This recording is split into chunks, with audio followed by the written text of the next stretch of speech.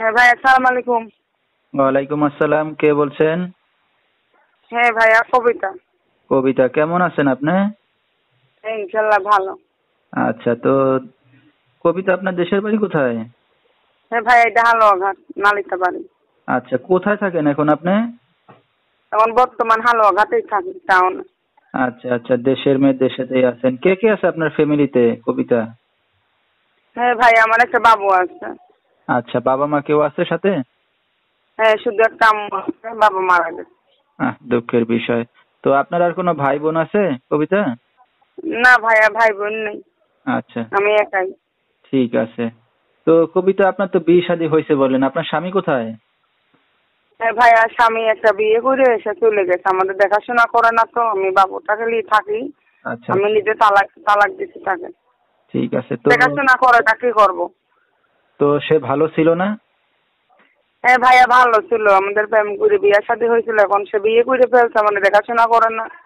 একটা ছোট বাবুলি, আমি একা থাকি, আমার দেখশন করে না, খাওয়া টাওয়া আমাকে দেয় না, দেখশন করে না। এই কারণে আমি ওনাকে তালাক দিচ্ছি। তো কতদিন আপনি একা আছেন স্বামী ছাড়া? ভাইয়া, এটা 4 বছর। আচ্ছা, অনেক দিন হয়ে গেছে একা আছেন। তো আপনি এখন কি করেন, কবিতা?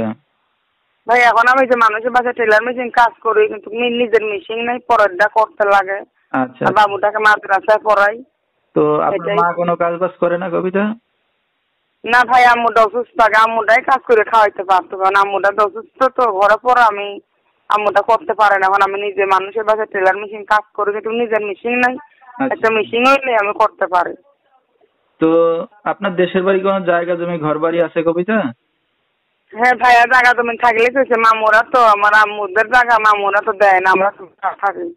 আমার আম্মুর নামেই ছিল, কিন্তু মামুরা দেয় না, আমরা ভাড়া থাকি। তো নিজেদের থাকলে আর ভাড়া থাকতে লাগে। তো আপনার বাবার বাড়ির কোনো সয় সম্পত্তি নাই? না, আব্বুর সয় সম্পত্তি ছিল, এই যে আব্বু অসুস্থ কারণে বিক্রি করে তার চিকিৎসা চিকিৎসা করা হয়েছে, রেন্ট পেন পাইতো, এটি দেওয়া হয়েছে। আমরা অনেক অসহায় মানুষ, এই জন্য আমরা ভাড়া থাকি। তো কবিতা, আপনি তো গত 4 বছর ধরে একা আছেন, তো এখন কি উদ্দেশ্য করে আসছেন মিডিয়ার সামনে? উদ্দেশ্য গেছি ভাইয়া, মানুষ যদি পাই একটা মনের মতো মানুষ, তার জীবন সাথী করবো, কথাবার্তা বলবো, তাই সে আমার পাশে থাকলে কথাবার্তা বলে বিয়ে শাদী করবো। এই জন্য যে সে আমাকে হেল্প সহযোগিতা করবে, বাবুটাকে মাদ্রাসায় পড়াই, নিজের সন্তানের মতো মানুষ করবে, আমি তার সাথে কথা বলার জন্য বানাতে। আচ্ছা আচ্ছা। তো এখন চাচ্ছেন যদি সন্তান সহ কেউ দায়িত্ব নিয়ে মেনে নেয়, তাহলে আবার বিয়ে শাদী করতে যাচ্ছেন আপনি, তাই তো? হ্যাঁ হ্যাঁ হ্যাঁ হ্যাঁ। আচ্ছা, তো কোনো দর্শক ভাই যদি এখন আপনার সাথে যোগাযোগ করতে চায়, কবিতা কিভাবে করবে? ওই যে ভাইয়ার নাম্বারটা আপনার কাছে দিচ্ছি, আপনি যদি দিয়ে দেন তাহলে কথা আচ্ছা, তো বলতে পারবো। দর্শক, শুনতেছিলেন কবিতার জীবনের গল্পগুলা, বিস্তারিত জানতে এই নাম্বারে যোগাযোগ করলে কবিতাকে পেয়ে যাবেন। 01816471402, এই নাম্বারটাই হলো কবিতার।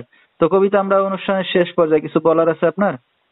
হ্যাঁ ভাইয়া, মানুষ যদি আমাকে, আমি তো অনেক কষ্ট করে প্রতিবেদন যদি খারাপ মন্তব্য না দেয়, যে বিয়ে শাদী করে পাশে থাকে, সে ফোন দেখ আমার, আমি কথাবার্তা বলবো। গরিব হলেও তো নিজের একটা মান সম্মান আছে।